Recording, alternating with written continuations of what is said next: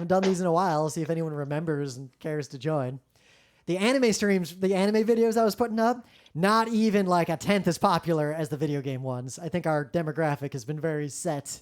I think, oops. Okay. Oh, I was about to say, you just disappeared from the stream. I know. I thought I fixed it. Okay, cool. I think we're good to go. Everything looks good. Right. Let me make sure that I didn't check to make sure Discord's using the right microphone. Well, Discord sounds fine. It was actually using the webcam microphone. Oh, now it sounds better, but with a little less reverb, so a little thinner. But that's just because the Now it's countryman's using the real microphone. Countryman's a little thin. That's just how countrymen are. Oh, okay. Well, like when I record with the countryman, I gotta do a little Should bit I of go mastering. back to the webcam microphone? No, this is higher quality. Okay. Let me make sure Audition's using the. I'm pretty sure it is. Yeah. Oh, I can't open the audio hardware menu while recording. No, okay. it's fine. I'm sure it'll be fine. Preferences, audio hardware. Well, I don't want to be using the webcam microphone. No, true. Okay, it's not. Okay, good. Yeah, Audition's good about not just changing your source on you randomly. Okay. All right. It's Tuesday, June 30th, 2020. I'm Rim. I'm Scott. And this is Geek Nights. Tonight we are talking about the ends of games. Scott, do you hear it? The wrong end. So there is a lot of gaming news, and there's even some breaking gaming news. Well, there's a lot of broken gaming news, that's for sure. We'll start with breaking, then we'll go into broken, I think. Let's start with breaking because a while ago, I don't think we even did a show on it, did we? I don't even remember. There was 1,000 years ago, but that Amazon esport game finally came out in like a beta form. Right. So the long story quickly, right? So there was Amazon's was making games. They were making a game called Breakaway that was supposed to be an esport first and foremost. It was sort of like an isometric view real-time action game where there was a ball and you would try to get it in a goal, but also fight. I was trying to get into that game. I don't think I managed to play it for even a few seconds. It died. I once met a person who worked on it. They told me it was a garbage fire, that they didn't give me too many details. I wasn't able to talk to them again. I remember that conversation because I was standing near that conversation. It was at MagFest. Right. Because I remember I overheard and I was like, what are they talking about? Oh, wow. Right. I'll ask Scott later. A friend of ours also worked on stuff adjacent to it at Amazon at one point. But anyway, Amazon is now making another game, which we did a whole episode on, right? Did we do an episode on it? That's what I was saying. I don't remember if we did an episode or not because time has stopped. Anyway, Amazon was making another game. The game is called Crucible. It was sort of a MOBA, sort of an FPS combo, but not fully really. But anyway, it came out as like an open beta free kind of thing. We played it for a day or two just to We did. It doesn't look like we did on a show on it. So that tells you everything you need to know about our opinion of this game. Yeah, we played it for a day or two. It was just... There wasn't anything about it that was like, man, that specific thing is garbage. But there was also absolutely nothing good about it where I could say, wow, that's really fun. It was like eating a really mediocre grilled cheese sandwich, like one made with like not just American cheese, but because that can have its time and place, but like Wonder Bread and the bottom tier of American cheese. Like it's edible, it's serviceable. No, it might because even that be... one I would go ew because it's Wonder Bread. Okay. So regular it's bread. Like, it wasn't imagine broken. eating a food that is not ew. You don't say ew, but you get absolutely no enjoyment from. Oh, you know what it is. And also no nourishment. It is the road trip we took to Rochester where we ate at that big boy at the restaurant. No, because that was ew. It wasn't ew. It was the most unsatisfying meal I've ever had in my life. It was not bad in any particular way. My stomach was full, but to quote Chrono Trigger, I was still hungry. Anyway, Crucible just had it's nothing a nothing to, game. All you do in this game is walk around, aim your crosshairs on things, and hold your mouse button down and watch their health bar decrease to 0 or die first. Unless there are groups of people, and then the game is who spots who first, but not like in a Counter-Strike Valorant like exciting way, but in a oddly boring and unexciting way. Like anyway, when the game came out, it was free to play. It got a lot of hype and press, so a lot of people played it, of course. They had thousands of concurrent players. It was a big deal out of the gate. I got 12 hours into it all told. I kept playing it to try to figure out what I didn't like about it. Yeah, anyway, the point is that now they have like 100 concurrent players, so they're shutting it down. Unlike Breakaway, which they just shut down completely, they may shut this down completely. It may happen. But for now, what they're doing is they're closing it off to new players, and it's now closed beta until they're going to learn. They said they're going to listen to player input, which makes me think it might be a Tribes 2 situation and not the good part. But I guess if you're already a bad game, you can't really ruin it with player input the way Tribes 2 did. True.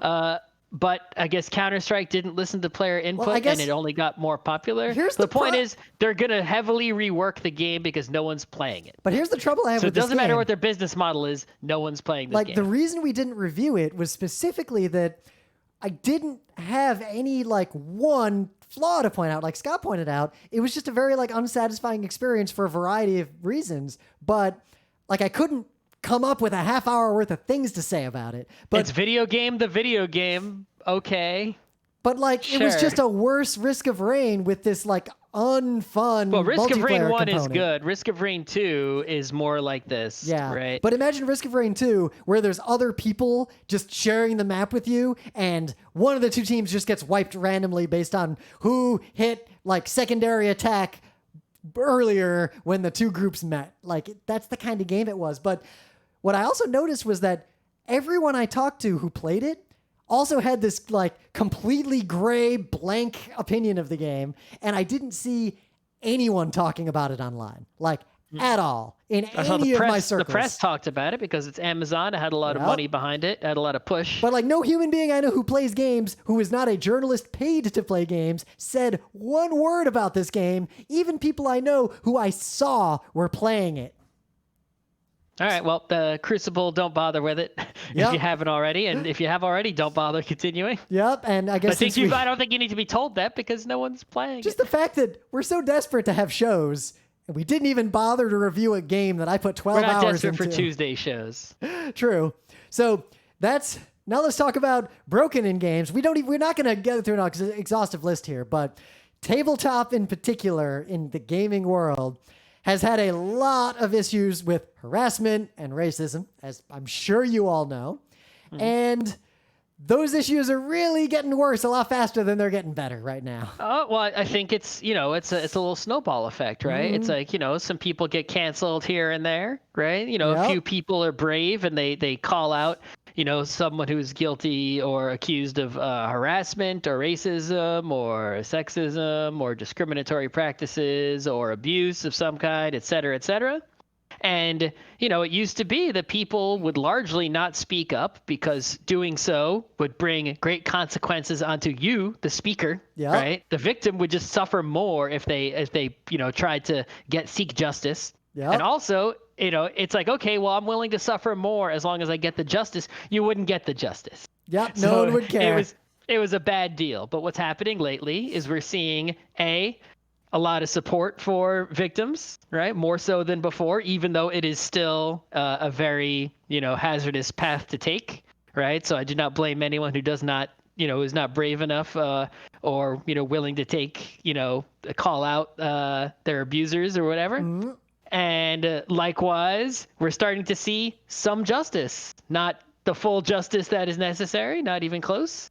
But some justice. We're seeing people get fired. We're seeing people resign. We're seeing, we're not seeing this kind of justice at the government level or at the big places. But we're seeing the medium and the small places, right? And it's pretty much happening every single nerdery that I see across every single area of nerdism that I see some at least small justice happening. I guess right? the real change I'm seeing just now, in the last 2.5 weeks in tabletop gaming, is the shift from most companies say nothing and or only address specific complaints raised at them very narrowly to a very different operating model where almost every company is issuing statements and trying to get ahead of this stuff and taking some actions. And the companies that are refusing to say anything are very much standing out for choosing to say nothing during this time.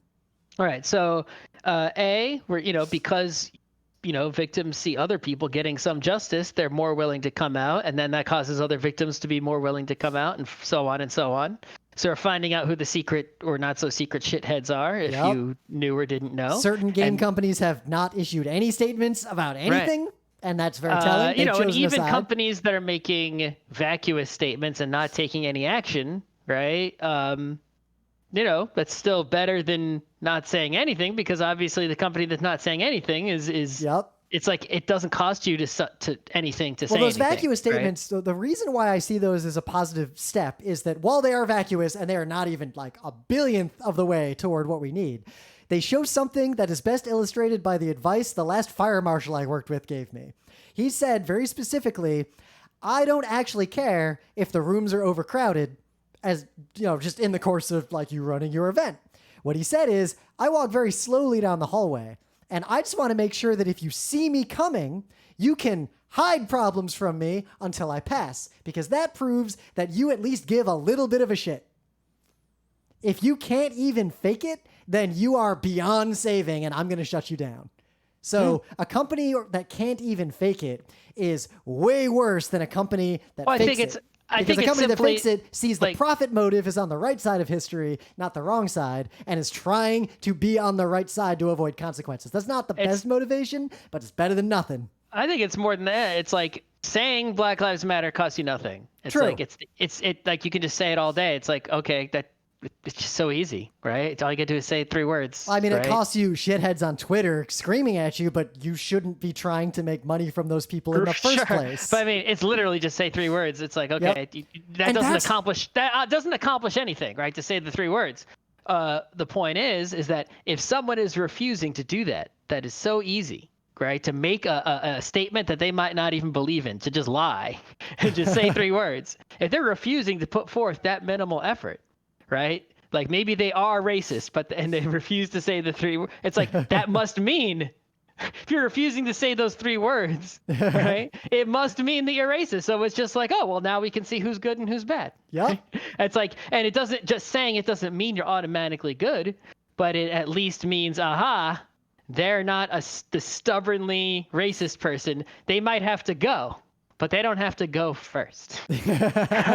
It's like they you know, it's like, okay, the justice is going down the line, right? And sort of sorting the queue, right? For the scales, right? It's like, okay, you might tip the scale, but you weigh less than that guy. You know, it reminds me of a game we used to play in middle school. I don't remember what we called it, but they'd make us play it. Or no, this was late elementary school because it was gym class. They'd line up everyone on one side of the gym, like in race classes, and you had to run to the other side of the gym. Whoever got there last was eliminated, and then you had to run to the other side of the gym, and whoever got there last was eliminated. And you just keep going until there's only one kid left. Oh, and that's 2 teams. Yeah. Oh, good game. It was a pretty good game, but in this case, it's... But I guess people could sandbag it. True. I mean, it's basically just a game. You know, here's the problem is that is just a game with 2 teams just to keep kids busy for an hour. I mean, yes, there's other things going on there. But the concept of, all right, everyone, there is slightly less racism over there. The last person who gets there gets called. So Dungeons and Dragons is getting independent. Like the video game industry had a huge thing, and we're not even going to try to address that. Okay, yeah. I mean, there's so many of these to address, right? Cards Against Humanity company got blowed up. Got blowed up for like not just the stuff you expected, deservingly. All but of these like are deserving. Some fucked up stuff, way beyond what anyone would have even dreamed. Oh yeah, these are all deserving blowups, by the way.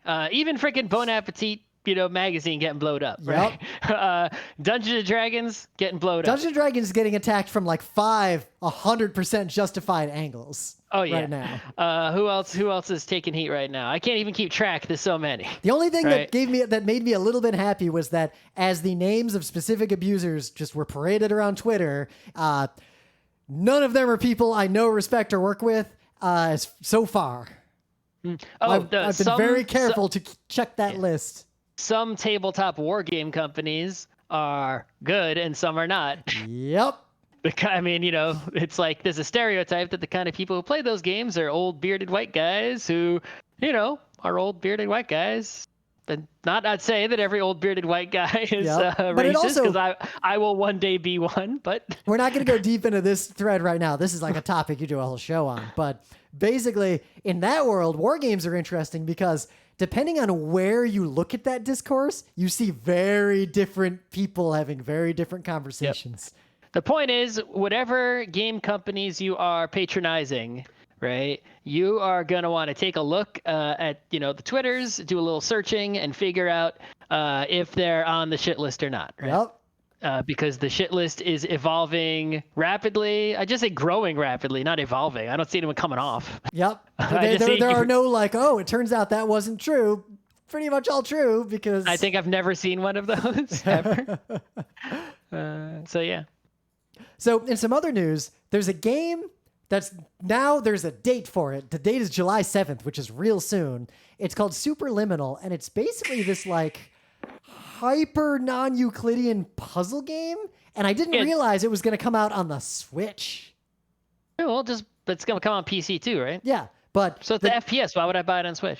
I mean, I don't know if it'll come out on PC. I originally thought it was going to be a PC exclusive, but it's listed on Nintendo's site, and that's the only thing that's linking to it right now. Are you sure this isn't some game that's already on PC? I haven't checked because it's been 1,000 years. It's on the Epic Game Store. Buy now, $20. Oh, Epic Game Store. That's why I don't have it. It's on Steam. Add to your wish list. Planned release date November 2020. November. Okay, so it's going to come out on the Switch July 7th, and it's going to come out on the PC on Steam in like November. Well, it's going to come out on Steam in November, but it seems to already be on the Epic Game Store yeah, I'm right not installing now. the Epic Game Store. No, definitely not. But the game looks like it'll work on Switch because it's basically this game. Like, watch the video and you'll see. It has a little bit of like vague. Oh, it's also going to be on PS. So out now. It says on the developer publisher. I don't know is Pillow Castle Games.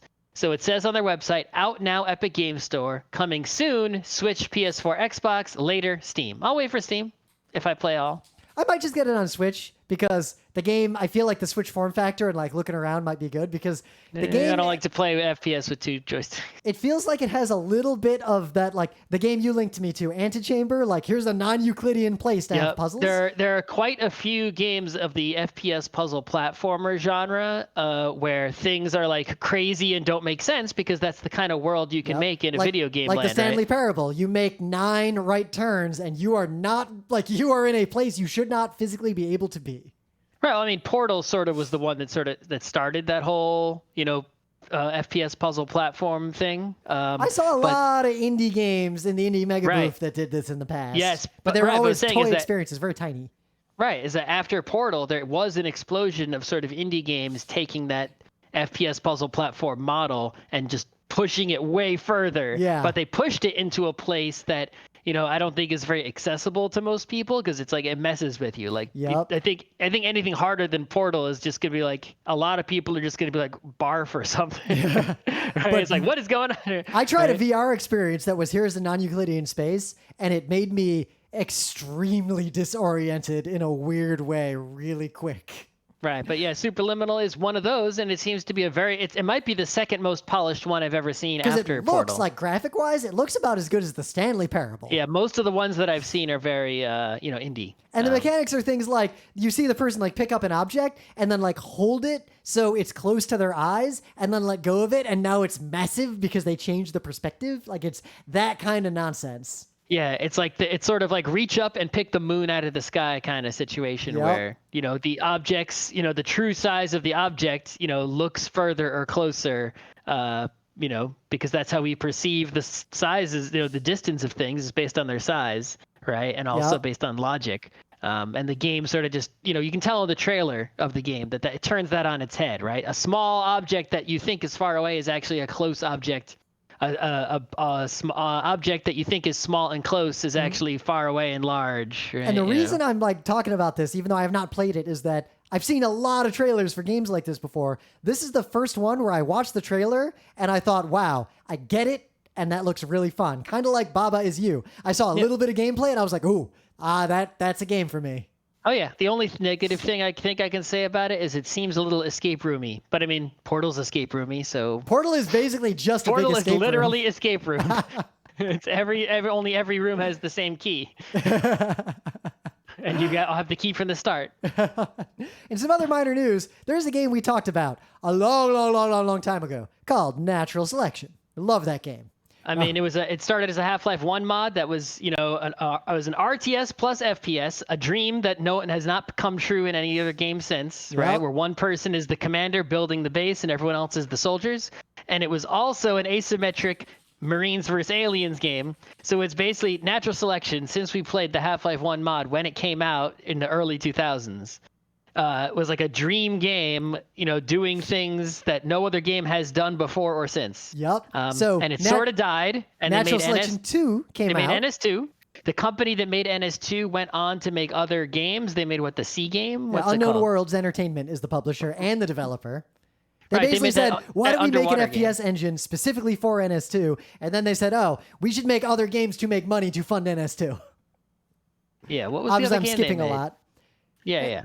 Let me see what their current repertoire is. Oh, Let's see. Subnautica. That's the other game they made. Let's see. Subnautica, Natural Subnautica Selection. is the main one, but they're working on something else now that has not been announced because they were doing job postings I saw on Twitter. But yeah, they made Natural Selection 2, then they made Subnautica, and Natural Selection 2 is now sort of a community run kind of thing, right? There's like an arrangement where there's people keeping it alive, and it had a very recent update, June 26th. They're still working on it, the Metro update. So yeah, this game is alive, and it is better than it was the last time I played it many years ago. And it's on super sale because of the Steam Summer Sale. If you don't have it already, yeah. It's but 80% off. You can get this game for $2. It's a dream game. It's a FPS and a RTS. One person's commanding, everyone else is soldiers. It's like the game you wanted. It's been around for like 20 years, but it's the only game that's done it. Yep. And people, not only some people are playing it, but not nearly as many people as should be. Now you might ask, Rim and Scott, why weren't you playing it all this time? And when it first came out, while it was the dream game, I did too, but it was still kind of buggy and it had performance issues back then. And I think it's just, I just sort of fell out of it after playing it a whole bunch. And also the skill cap was pretty high and my skills are pretty low. So, and also I played it at a time where it's, development on it slowed down as the Unknown Worlds people went to go work on Subnautica, right? And that community support that's been keeping it fresh came many years later. And I didn't get back into it since then because I was doing other things. I was playing like Netrunner and stuff. But I reinstalled it and started playing it again. All those performance issues are gone. I can't say if it's because my video card is probably like 4 orders of magnitude more powerful than the one I had when I was playing NS2. Who knows? Side note, Netrunner was very popular at Unknown Worlds HQ. So yeah, Anyway. I'm going to be playing some Natural Selection off and on. If you want to play too, we'll see if we can get some games together. Maybe I'll live stream myself. Maybe I installed it again. Maybe I'll Scott see and I are both terrible at NS2, but we'll gladly play. I'm better at Marine than Alien. I am actually better at Alien than Marine, but I don't know if that is still true. I'm bad at all the roles like Lurk and Fade where you have to be fast and Fade, precise. I can't Fade. I'm bad with the jetpack, right? But anything that's NS1, just like me wasting my resources to Fade means we instantly lose. Yeah, the slower ones I'm better. I'm good with Onos. I'm great at Onos. NS1, the thing I was the best at was actually being the one guy with a grenade launcher or being the Lurk. I was so good at the Lurk in NS1. I suck at the Lurk in NS2. It's like NS2, right? Natural or 1 or 2, right? Capturing those resource nodes, right? Like mattered a lot. Yep. And you look at go back to Crucible, right? Capturing those resource nodes. Didn't do shit. It didn't really matter.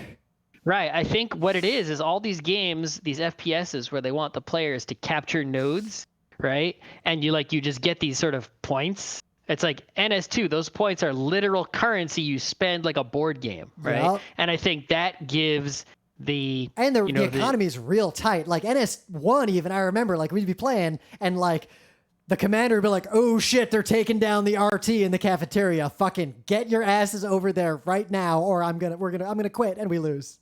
Right. And I think that making those resource points into a currency as opposed to leveling up players, right? Yep. Is what makes capturing resource nodes is in NS2 a great fun thing, and doing it in other games is always meh. Also, just the fun of having someone who's playing a commander, playing an RTS, literally giving you orders and telling you what to do, but it's up to you on how to execute those orders. If the commander sucks, you can ignore them.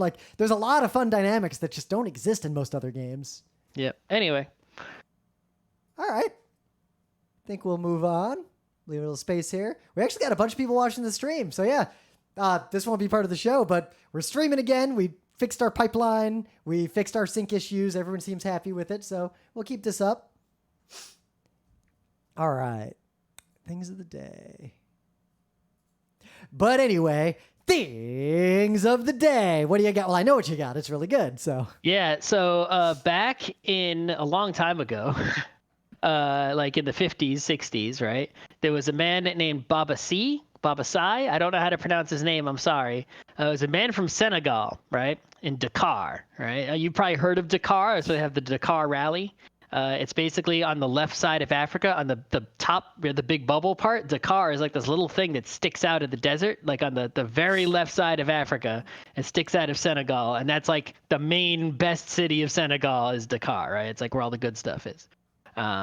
So this man from Dakar, he played a board game called Drafts, which is basically a version of checkers, or checkers is a version of drafts. But like, it's called International Drafts. It's quite similar to checkers. You can look up the rules online. I don't want to get into the variants of checkers and etymology. We are not getting into that. You can look at that up yourself. You have internet, because you're listening to this. I know you have internet. Yeah.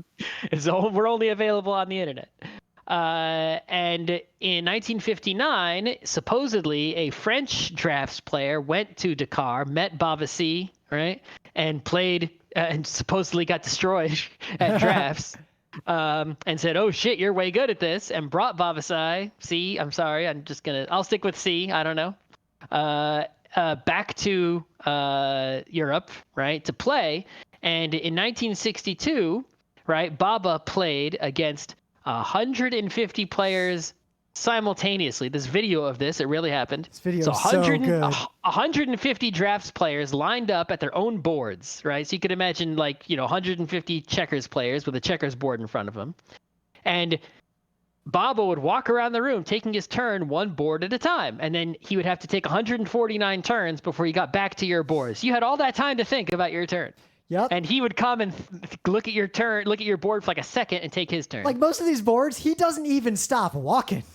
Yeah, he just keeps walking. He's like, turn.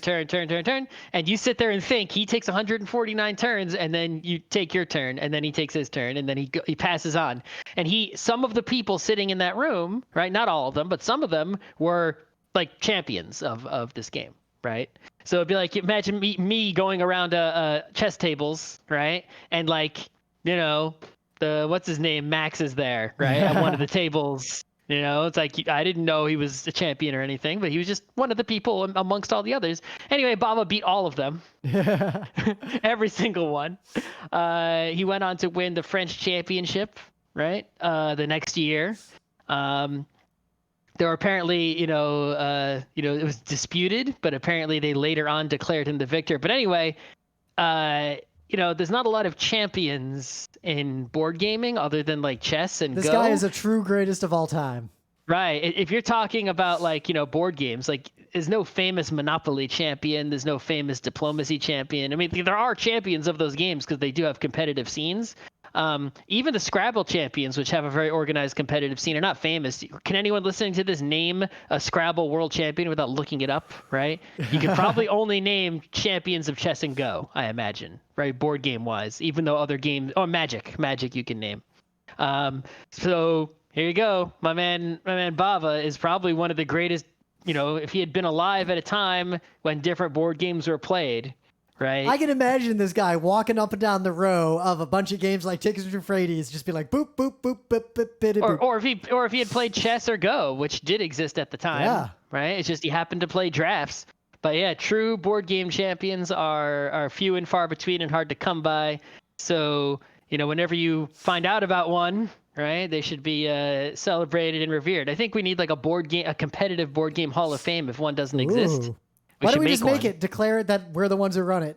Just make a website. If it doesn't exist, we could. No one's stopping us. That's how all those things start. Is just Twin Galaxies is just some people just starting it. Yeah. And they declared themselves the authority, right?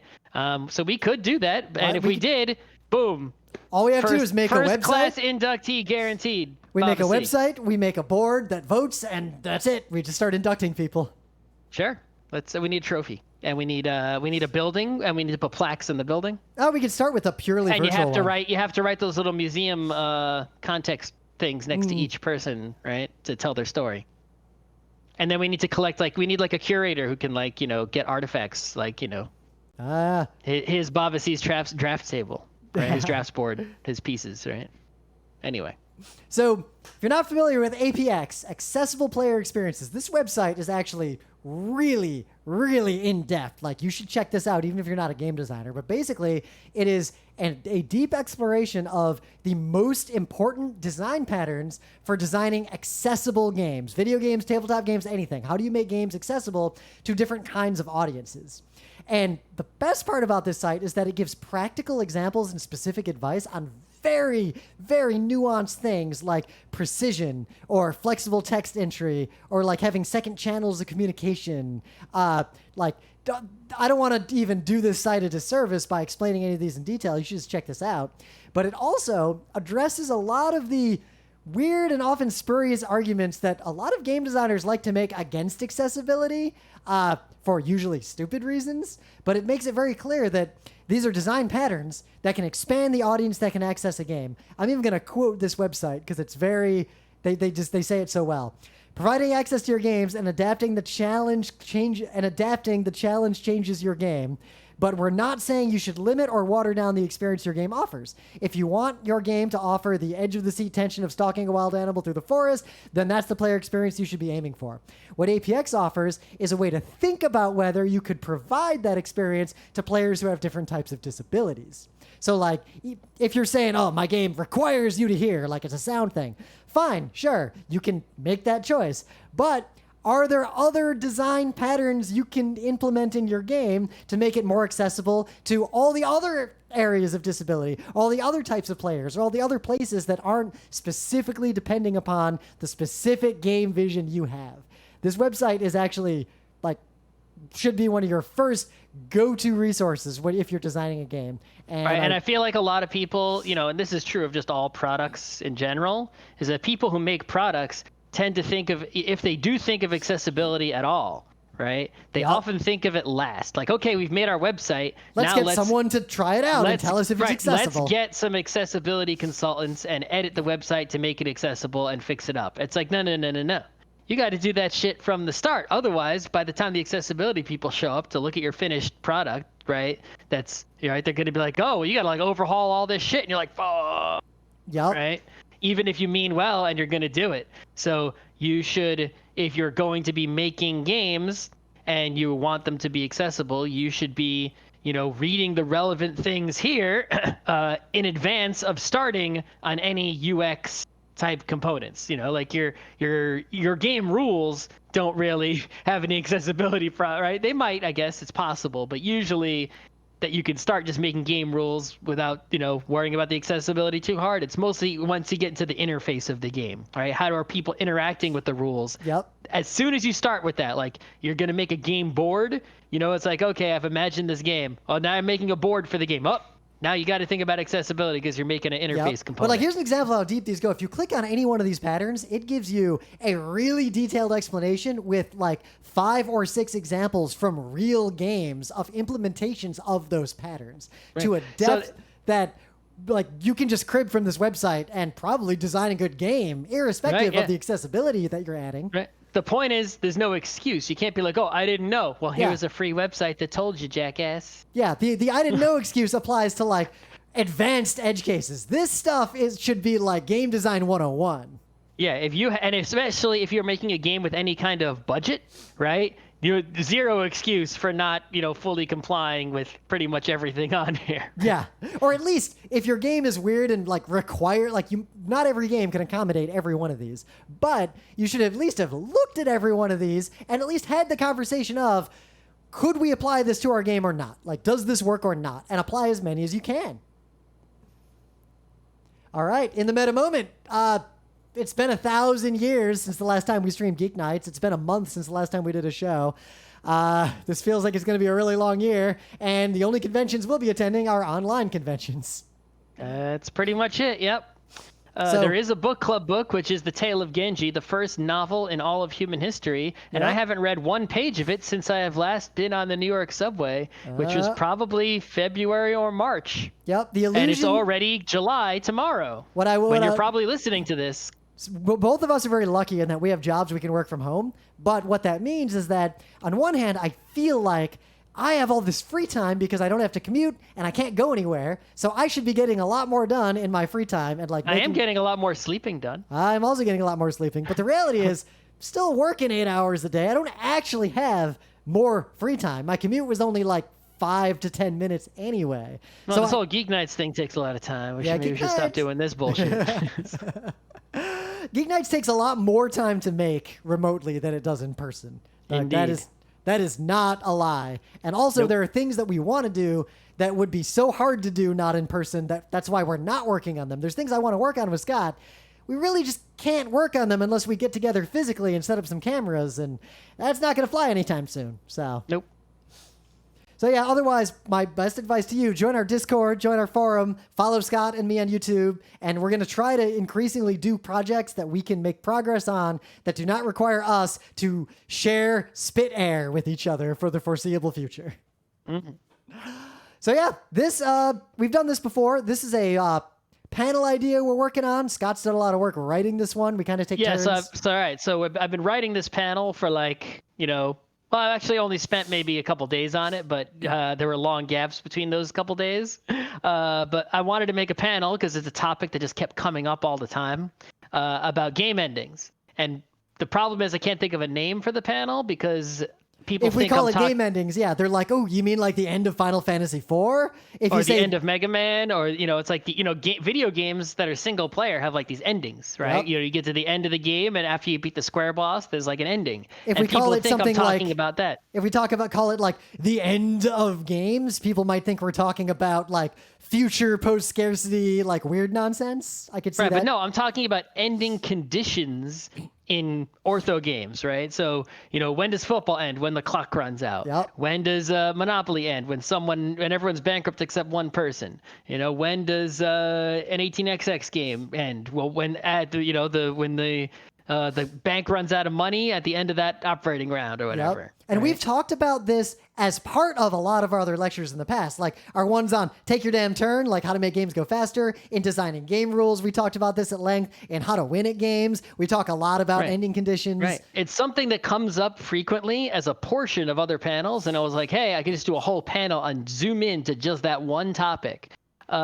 So since I 90% wrote the panel, I just didn't make slides for it. I figured, hey, we can use this as a topic of a Geek Nights episode, right? Yep. Anyone who hears this episode won't have to watch the panel, and then we can maybe get some ideas while we talk about it. Maybe that when we make a video to send to an online convention to show of this panel, and we have slides, it'll be better because we use this Geek Nights episode to improve upon it. And since we haven't played any new games, we get a free show idea. And also we're losing, again, because of COVID and the lack of conventions, a lot of times we'll workshop a panel at a few cons before we get like the final version. Can't really do that now. So no. All right. So the first thing we got to talk about when it comes to game endings is that every game has to have an ending. Well, what did I say in that other panel? If it doesn't end, it's not a game. Right. Well, you said if you can't quit. If you can't quit, it's not a game. Quitting is relevant to the game endings, right? Because quitting is also an ending, sort of, right? Yep. But yeah, if a game doesn't have an ending condition, it's not a game. It's like a trap, right? It's like you're stuck in this fake rule set. Like it's like the law of the world is not a game, even though it's rules that you follow, right? Because you can't escape it. Right, at least not easily. Like imagine if Monopoly didn't end when all players but one are bankrupt. If it just didn't say that, it was just like whoever has the most money, and the game just keeps going. Yeah, well, it doesn't even say whoever has the most money. It just says roll the dice and keep moving. Yeah, it's like it's not a game. It has to have an ending, right? So the thing is, it's like okay, you're designing a game, right? You have to have an ending, or you have to write a rule that says the game ends when X. Right? It doesn't matter if it's a video game or a board game or a sport, right? You have to come up with this rule. When does the game end? Like Pong, when one player gets 10 points, the game ends. That frame. Right. And of course, we're also only talking about ortho games, right? It's like when should D&D end? When should your tabletop role-playing game end? When should your single-player video game end? Whenever you feel like it. Yep. Like, when should Animal Crossing end? Whenever you feel like it. Yep. Do you have to beat Bowser? No, you don't. No, you could just stop. Right. But if it's a game where it's a competitive game between two or more parties, teams, players, where there is some sort of ranking system to determine who is the winner, and you need an end point, and that end point is also when you say you declare the winner, right, at the same time. So the victory conditions are really tied in with the ending conditions. But the point is, we're only talking about the endings of ortho games, right? So let's talk about the different types of endings that are out there, right? So we already mentioned timed ending, right? You just play until a certain time, right? Yep, We're going to like play American 20 minutes. football. Right. We play until a certain score, pong. You get 10 points, then the game ends, Yep. right? As soon as someone gets 10 points. Weird board games. You play until one of 3 highly specific things within this game occur, like someone builds this particular building, or someone uses up all the victory point chips. Yeah, that would be like a resource clock. Those are sort of clocks, but they're sort of abstracted clocks to where it's like, okay, there's a pile of sheep in the game, and we're going to end the game when there's no more sheep left. It's like, well, that's sort of a clock. It's just sort of a player-controlled clock to some extent. They could take more or less sheep. Oh, yeah. But Like sheep, some of those sheep clocks are constantly being used, though. There's no like way some to of those put clocks sheep back. will always slowly wind down, and players might be able to like pump the gas or pump the brakes. But some of them are a clock that the players have complete control over. Like as soon as any one player does X, the game ends. Like the clock is Right. just 1 bit, like 1 minute from midnight, and any player can walk over and just push it. Right. Some games don't have it. They have an ending, but the ending is sort of indeterminate. Like Go, right? It sort of ends when both players agree, like, yes, this has ended. You have won, right? And they can usually, rather than playing, it's like the board is 100% full. This is the final score. Like they can just sort of see that who has won and has taken more territory. I realize and that we do that with our train games too, to a significant degree. Yeah, that's because the games have problems, which we're going to talk about. Yeah. Some games will have multiple ending conditions. The game ends when A or B or C. And, it could end in 3 different ways. Puerto Rico could end when someone fills up on buildings, or when the colonists run out, or when the victory points run out. Yep. So there's like 3 clocks, and whichever one is the fastest.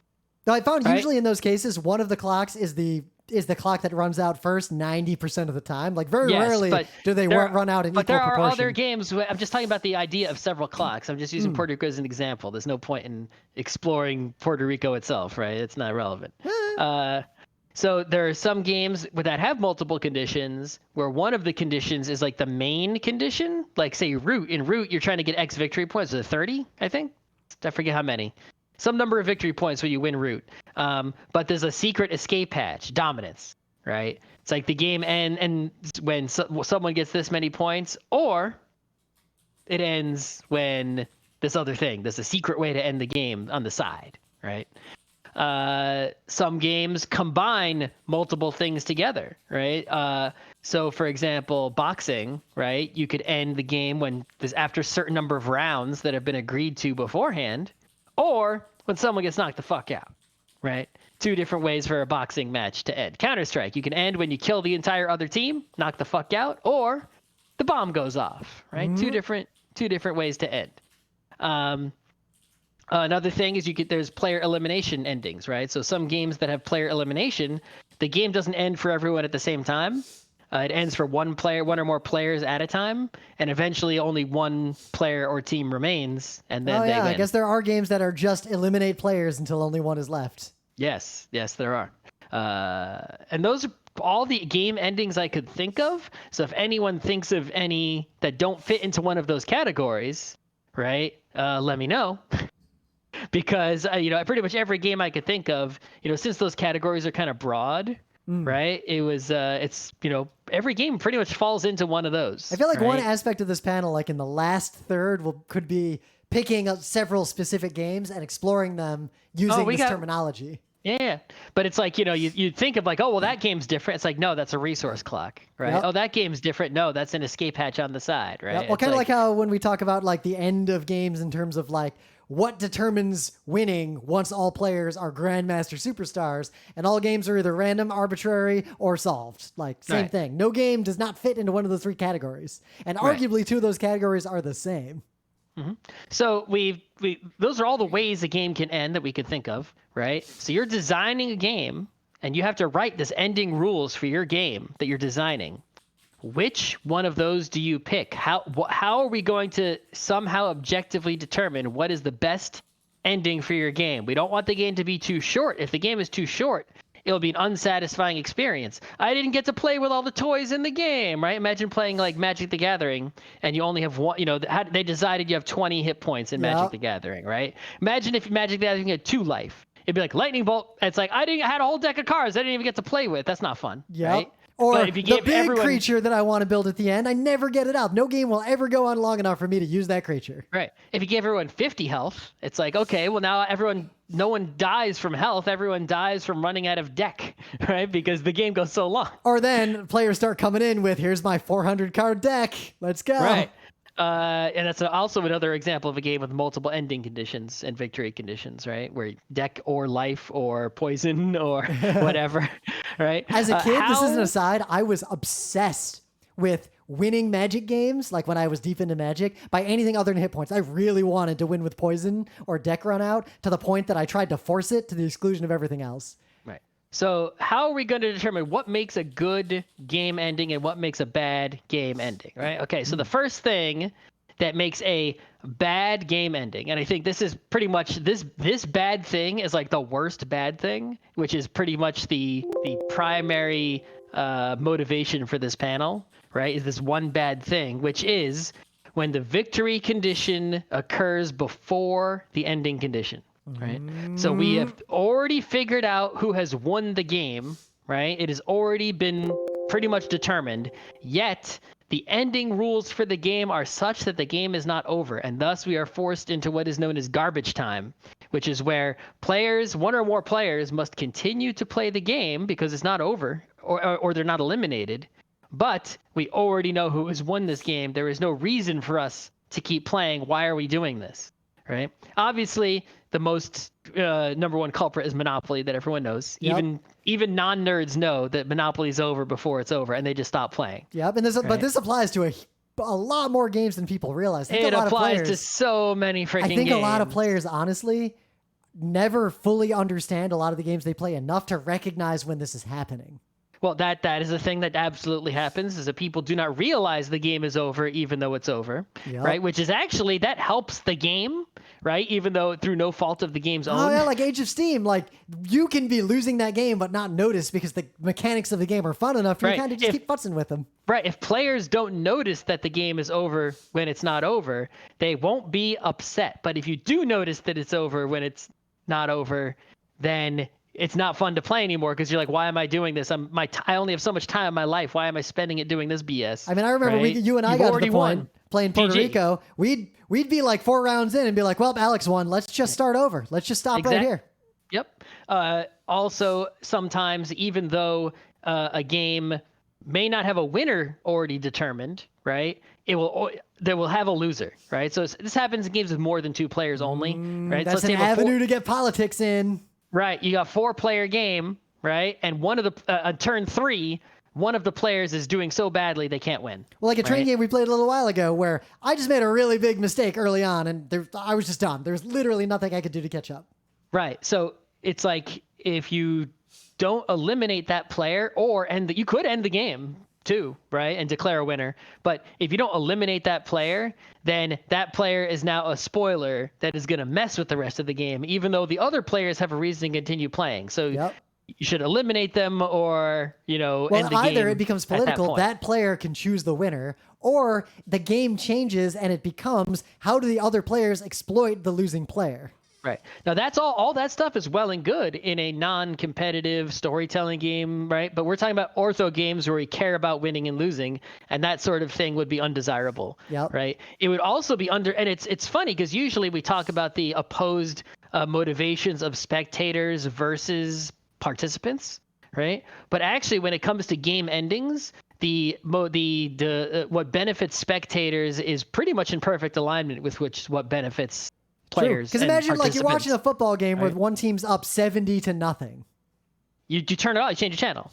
Yeah. Right? Unless it's your team and you're there for that. But right. If you're watching a game or right, and someone's participating, right, the reasons you want the game to end at generally the same time, right?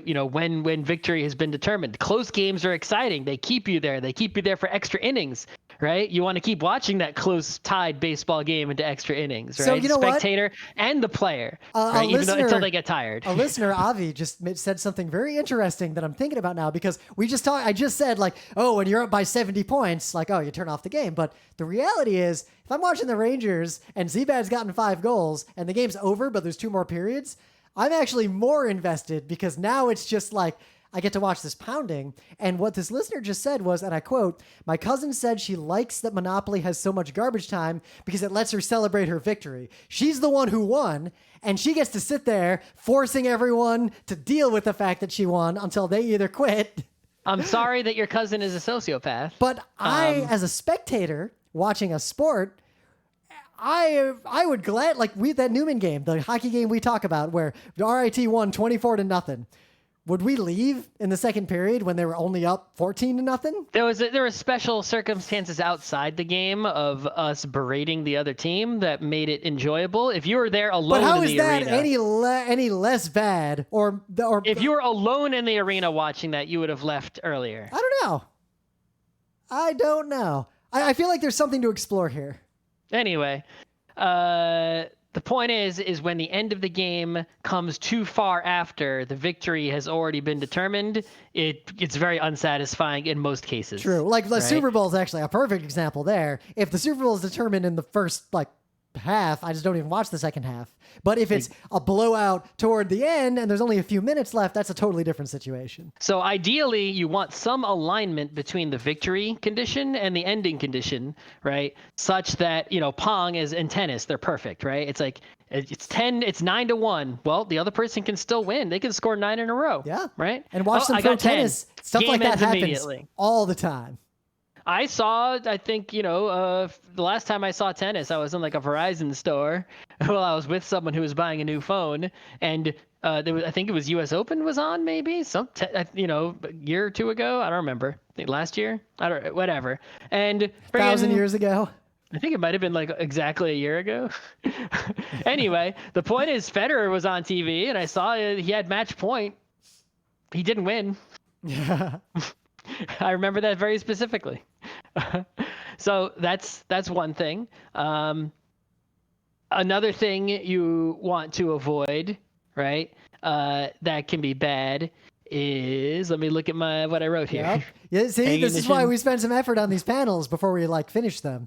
You guys don't usually see the us putting it together and figuring out our ideas and making sure the points we're making are consistent. All right. So if the ending condition happens too soon, I talked about this a little bit already, right? The game can often be unsatisfying because you didn't get to play the whole game. Imagine playing Puerto Rico and you only got to build a few buildings. You never get to use the big buildings, right? But there are other problems with that too, besides not being able to play with all the toys. And that is, it gives a great advantage to players who are using aggressive strategies. Yep, or set plays. Right.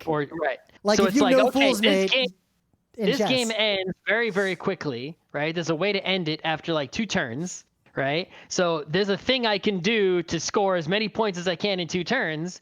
And now any longer term strategy now becomes unviable, right? So in Magic the Gathering again, or usually you see in CCGs a lot, or other games, there's always aggro versus control people talk about, right? Whereas aggro is play small cheap things early, do lots of damage right away. Me go face in Hearthstone, right? Becomes very strong because you can end the game quickly. And then control is don't lose. The game goes on long enough, and now I can play cards that cost a fortune, right? That I couldn't play on turn 1. And now the person who was aggro played all their cards. They don't have any left, and now I can win. This gets into the meta a little bit. I remember in the revised era of Magic, there were some periods where tournament play, burn decks, just a red fucko deck, pretty much they wouldn't win 100% of the time, but they were so powerful that you really couldn't try other strategies. You need to balance that ending condition, right? If you have this sort of aggro control lineup in your game strategies, such that aggro can win, right? And control can win. Yep. And so you want to get it just on that line right there to where aggro can't win too fast because then control's busted, right? They lose. You know what game weirdly? And you can't make it so aggro goes too late, because if aggro takes too long to win, then control comes in and aggro can't win. You know what game actually illustrates that pretty well, and I think walks that line very well? That old tabletop game. No one remembers this game. I like it. Attica. Yeah. The temples or the normal game. You play the normal game, but someone could win with the temples. And if someone starts going for it, you got to stop them. You can win that way. That is a perfectly valid way to win. I've seen it happen. Or There's No Going Back, a game we reviewed recently that we played at PAX East, right? It's like tons and tons of games have that dynamic of aggro and control, and you need to make sure you can't have your ending condition happen too soon, right? So too late is a problem because you get garbage time, but too soon is a problem because then aggressive strategies become favored and long-term plays become worthless. And a lot of this, your game content doesn't get used because you would have it doesn't. That game content never happens until you get to the late game. Right? That's the worst. I can think of a lot of imagine playing tabletop StarCraft. games. Imagine playing StarCraft and you build infantry and you can destroy the enemy base with infantry. You never use tanks. You never use planes. You never use anything. Right? You just play it with infantry. Yep. I feel like when like an aggro strategy tends to be overpowered, usually it's because that is actually a degenerate strategy in the game. Like old Kalis. There's all these different ways you could win in that tabletop game, but there's really only two paths that are viable, and one of them is just superior. So there's really no point in trying anything else. Don't even mess with those other systems.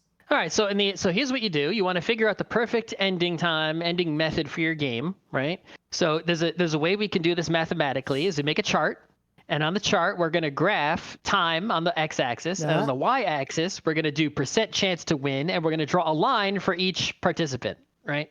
So, so the player doing aggro, is probably going to have a big spike and then come down a whole bunch, and the control player will have sort of a low line that then spikes up later, right? Something like that. And I feel like maybe in playtesting, if you gather data on a game, you can turn that graph into a heat map and see if there's a nice linear progression there if you average plays over time. Right. It's like maybe play your game without an ending condition, right? Maybe say Magic, right? Yeah. And we're not going to say how many hit points it takes to win. We're just going to do as many damage as you can, right? And we're going to record how much damage everyone took on each turn, right? Over time. And then we're going to say, here's the over this many games where we've collected data, right? It's like, regardless of which type of deck people were playing, right? On this turn, the 20th turn, the average, most decks did about 30 damage by then, right? So if we set the HP to win at 30 and we start playtesting that, then what will happen is the game will probably end around this turn, and everyone should have kind of an equal chance of winning, and the game will be pretty close, right? Just something basic like that. The problem is you can't just stop there, because by setting the ending condition, you are then affecting the graph, right? It's like it's one of those things where it's like quantum physics, right? As soon as you observe and mess with it, it moves. You can't pin it down, right? So it's like, we'll make the game end on, I've determined mathematically, we'll make the game end on turn 10, because on turn 10, all the strategies are really close. That'll be a really close ending, right? So whoever's ahead on turn 10 deserves to be the winner. By changing that rule, players now play differently because they see the game will end on turn 10. And now on turn 9, they're all making crazy plays to get more points, right? Or, stuff like that. And it's like, well, that messes up all my data. Now I got to move my line again. I feel like there's a topic here, kind of a side thing of there are a lot of games, especially more like poorly designed tabletop games, not so much in video games, where what ends the game is complicated enough to where players can't fully engage with it or even predict it. Well, sometimes they can control it, right? So you could make a game where you do the resource clock, right? Yep. So here's how you do the resource clock. You do the same data gathering, right, with your ending condition. And you say, okay, on turn, this looks like about the time the game should end, right? This is where, I looked at how the players were doing on average. I collected all this data. This is when the game should end. And you say, okay, rather than, saying the game ends when a player gets X points, because that's the score that players had at that time on average or whatever, right? You say, okay, at that point in the game, what were the average number of lands played, right, in total? And you say, oh, okay, well, we'll just make the game end when, that many LANs are played, right? You can look at all the different quantifiable resources in the game, real time in the world, number of turns, player score, player money, player